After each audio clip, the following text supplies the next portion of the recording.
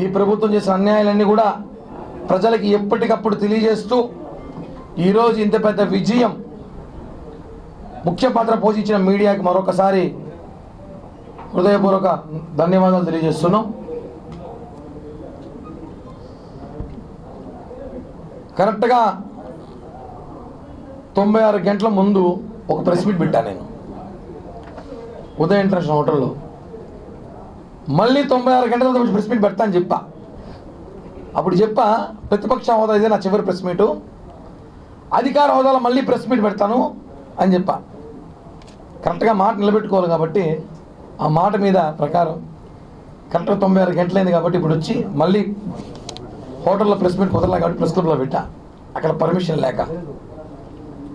6వ ప్రెస్ మీట్లో చెప్పాను నేను, జగన్మోహన్ రెడ్డి గారిని గెలిస్తే వైజాగ్లో కానీ ప్రమాణ స్వీకారం చేయాల్సి వస్తే నేను తిరుపతి నుంచి వైజాగ్ వరకు నా డబ్బులతో పోస్టర్లు వేస్తా అని చెప్పిన. నాకు డబ్బులు మిగిలిపెట్టారు అనుకుంటా. కామెంట్లు పెట్టారు వైసీపీ పేటీఎం గారు, విపరీతంగా నా మీద ట్రోల్ చేశారు. ఒరే కిరణ్ రాయల్ ఒరే ఏదో పోస్టర్లు రెడీ చేసుకో, డబ్బులు ఉన్నాయా లేవా, కావాలా డబ్బులు పంపించేదని ఫోన్పే నెంబర్ చెప్పు, గూగుల్ పే నెంబర్ చెప్పు. ఇప్పుడు చెప్తాను, డబ్బులు పెట్టుకొని మీకే అవసరం ఉంటుంది, జర్నీ చేయాలి మీరు అందరూ కొంచెం అట్లా చెప్తాను. పవన్ కళ్యాణ్ గారు ఇలా చెప్పారు, ఎవరినేం మాట్లాడదని. మేము కూడా ఏం మాట్లాడడం లేదు, కొంచెం మాకున్న బాధని ఆనందాన్ని వ్యక్తం చేసుకోవడం తప్పు కాదు. ఇన్ని సంవత్సరాలు మేము పడిన బాధ, మేము పడిన కష్టాలు, జనం ఎవరైనా ప్రేమతో ఓట్లేసి చూశారు, కసితో ఓట్లేసి చూసాం, భయంతో ఓట్లేసి ఈసారే జనంకు భయం వచ్చింది, వీళ్ళు మళ్ళీ వస్తే ఏం చేస్తారు అనేసి. అసెంబ్లీ గేటు కూడా తాకని చెప్పినవారు ఈరోజు వాళ్ళ అసెంబ్లీకి రావడం మానేస్తారు. ఇంకా పాతాళాలను తొక్కుతామన్నారు పవన్ కళ్యాణ్ గారు. మేము కూడా అనుకున్నాం పాతాళం అంటే ఏదో అనుకున్నాం, ఇట్లాంటి పాతాళం ఎప్పుడు చూస్తున్నాం, చిన్న దెబ్బ కాదు. వైఎస్ఆర్ కాంగ్రెస్ పార్టీకి ప్రజల బిడ్డ జగనన్నకి ఇది అసలు 11 సీట్లు అనేది కూడా ఆయన ఆలోచిస్తాడు. అది కూడా గెలవకుండా ఉంటే అసెంబ్లీ పని ఉండదు కదా. ఇప్పుడు 11 మంది పోయి అవమానం పడ్డాక ఎందుకు అనేసి పరిస్థితికి ఇలా వచ్చింది రాష్ట్రంలో. మీరు చేసిన అన్యాయాలు, అక్రమాలు, దౌర్జన్యాలు విచ్చలవిడిగా. ఈరోజు రాయలసీమలో చూడండి, ఈ జిల్లాలో చూడండి, ఇన్ని సీట్లు గెలిచాం మేము. ప్రజలు భయపడి పరిగెత్తి ఓట్లేశారు. వీళ్ళు మళ్ళీ కానీ గెలిస్తే మనం ఎవరు బతకలేము, మనం ఎవరు ఉండలేము. దారుణమైన పరిస్థితుల్లో రాష్ట్రం ఉన్నప్పుడు పవన్ కళ్యాణ్ గారు ఈరోజు నిజం చెప్పాలంటే ఒక బాహుబలిలాగా వచ్చాడు. ఆయన ఈ రాష్ట్రానికి హనుమాన్ సినిమాలో ఆంజనేయ స్వామిలాగా వచ్చాడు, ఈ రాష్ట్రాన్ని కాపాడాడు. నేను త్యాగాలు చేసిన పర్లేదు, నా సీట్లు పోయినా పర్లేదు, జగన్మోహన్ రెడ్డి అనే వ్యక్తి రాడు అని చెప్పాడు. ఛాలెంజ్ చేసి మరీ చెప్పాడు. చెప్పి చేసిన వ్యక్తి పవన్ కళ్యాణ్ గారు. ఈరోజు మనం చూసుంటాం, స్ట్రైక్ రేట్ 100%.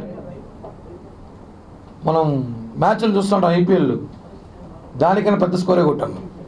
21 స్వీప్, 21 స్వీప్ అంటే చెప్పి చేశాం. భారతదేశ చరిత్రలో ఎవరు కూడా చెప్పిన పోటీ చేసిన ప్లేస్ 21 గెలుస్తున్నాం, 2 ఎంపీలు గెలుస్తామని చెప్పామంటే అర్థం చేసుకోండి.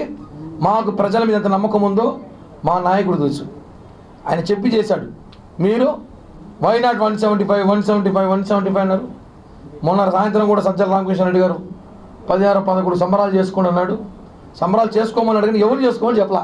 అది అర్థమే మమ్మల్ని చేసుకోమని అనేసి. చివరికి రాష్ట్రంలో ప్రజలు మీరు వద్దు, మీ పని అయిపోయింది, వెళ్ళిపోని చెప్పడానికి ఈ ఒక ఓటు రూపంతో వేసిన ఆయుధం. మన జిల్లాలో చూసాం, తిరుపతిలో చూశారు, 62,500 మెజార్టీ. తిరుపతి చరిత్రలో లేదు, ఎప్పుడు లేని మెజార్టీ తిరుపతిలో రావడం. చుట్టుపక్కల అన్నీ కూడా 40,000, 30,000, 20,000 ఎక్కడ తగ్గల. ప్రజలు విపరీతంగా చోట్లేశారు. అంటే వార్ వన్ సైడ్ అయిపోయింది ఎలక్షన్కి. ప్రజలకి, తిరుపతి ప్రజలకి అందరికీ కృతజ్ఞతలు. ఒక విషయం తెలుసుకోవాలి, ఇచ్చిన మాట ప్రకారమే ప్రెస్ మీట్ పెడుతున్నాం. అధికార హోదాలో పవన్ కళ్యాణ్ గారు ఈ రాష్ట్రానికి ఏదైతే హామీలు ఇచ్చారో మనకు నెరవేరుస్తున్నారు.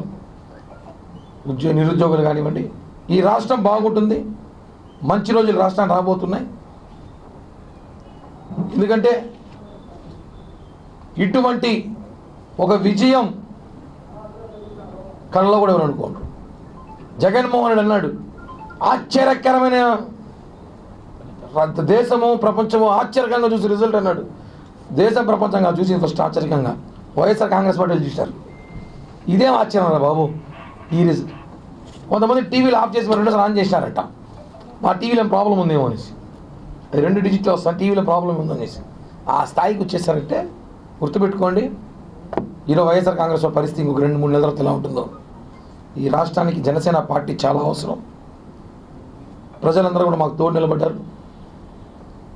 ఇంకా కూడా మమ్మల్ని విమర్శించాలని చెప్పి చూస్తే మాత్రం సోషల్ మీడియా ద్వారానో మమ్మల్ని కామెంట్ చేయాలని చూస్తే మాత్రము కొంతమంది మేము అస్సాంకు ట్రైన్ టికెట్లు బుక్ చేసిన మా డబ్బులతో. ఈరోజు సాయంత్రం ట్రైన్ ఉంది విజయవాడ నుంచి అస్సాంకి. ఓడిపోయిన మంత్రులు ఎమ్మెల్యేలు అంతా పోవచ్చు దీంట్లో. మా డబ్బులతో బుక్ చేసినాము అస్సాంకు ట్రైన్ టికెట్లు. ఎవరైనా మాకు ఇబ్బందిగా ఉందంటే అస్సాంకి వెళ్ళిపోవచ్చు. స్థాయి బట్టి టికెట్లు బుక్ చేసినాం. ఫస్ట్ క్లాసు, సెకండ్ క్లాసు అనుకున్నాం. ఫస్ట్ 2 బోగి సరిపోతాయి అనుకున్నాం. దీనిమో ట్రైన్ మొత్తం వేయాల్సి వచ్చింది. ఇప్పుడు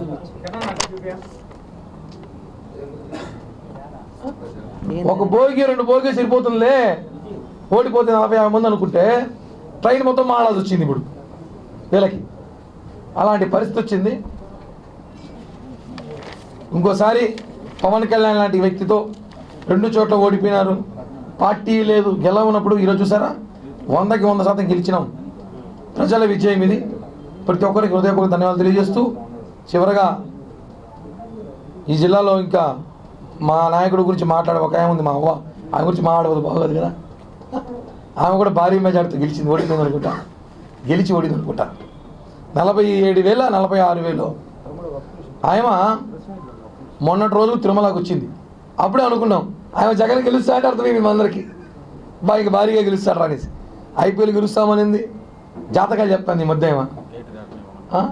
ఆమె చెప్పింది ఆమె తిరుపతిలో ఉన్న నాయకుడు ఎమ్మెల్యే ఇద్దరు కలిసి టీటీడీ నిధులు 20 కోట్లు 30 కోట్లు దాకా కాజేసేసారు స్థలాల రూపంలో నగిరిలో.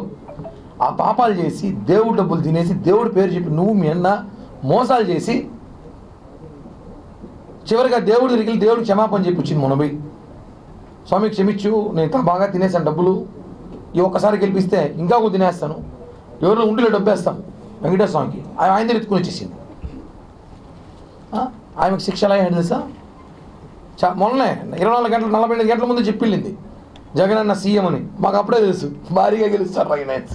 ఆమె చెప్పిందంటే కొండపైకి వచ్చి రాజకీయాలు మాట్లాడి ప్రశాంతం మా తిరుమల ఇంకా చూసే పని అట్టకట్ట హీరో ఈ కొండకు రాదు పాప. వ్యాపారస్తులతో ఏమవుతారో తెలియదు.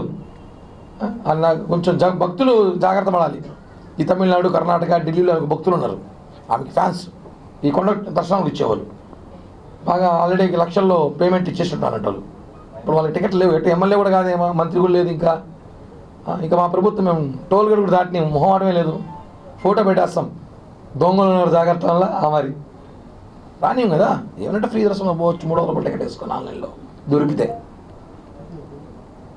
జనసేన పార్టీ పనిచేసిన ప్రతి ఒక్కరు కూడా మరొకసారి హృదయపూర్వక ధన్యవాదాలు తెలియజేస్తూ థ్యాంక్ యూ. మళ్ళీ కలుద్దాం. జై హింద్, జై జగన్.